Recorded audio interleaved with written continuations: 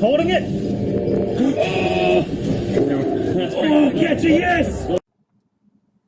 Okay, so this is an interesting one. So a lot of questions came up in a lot of reactions is that why not use a bigger post? Why are you using such a small post? And yeah, I understand people are like, hey, okay, but they were expecting a wolf, but it's a tiger. Yeah, but you'd still think, why not just use a bigger post? Just put an iron post in there, or just like whatever. Why would you use something that's going to break like this? So I think we need to understand a little more about how the trapping works. So if you look at this entire trapping sequence, what you're going to see is that they have a boulder on top, okay?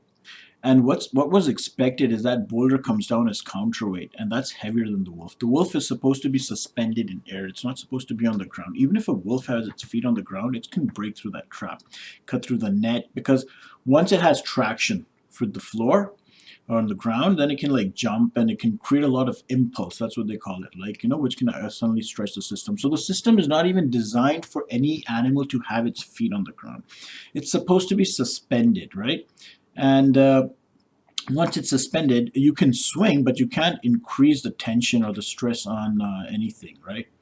So it was pretty safe. It's more like, yeah, it wasn't even supposed to be anywhere near, actually. It's surprising that Tiger didn't like break through the entire system faster, right? So now clearly you can see the difference in the weight of the Tiger and the wolf. Like, look at the difference in the size. It looks like maybe 10 times or something. In weight, it could be like the wolf might just be 50, 60 kgs, man. This Tiger could be like, I don't know, 400 kilos. I don't know. So clearly we can see that when the tiger comes, he does throw the boulder down and it does do something. You see the tiger gets a little uppish movement, like when it's climbing, it goes up a bit. But because its weight is way more than that boulder, its feet are on the ground, and that's why it starts tearing through the system. And now the other thing is, even then, why wouldn't you just put an iron rod in there? The thing is, it doesn't matter anymore, because the way mechanical systems work, they follow the concept of like you're only as strong as your weakest link.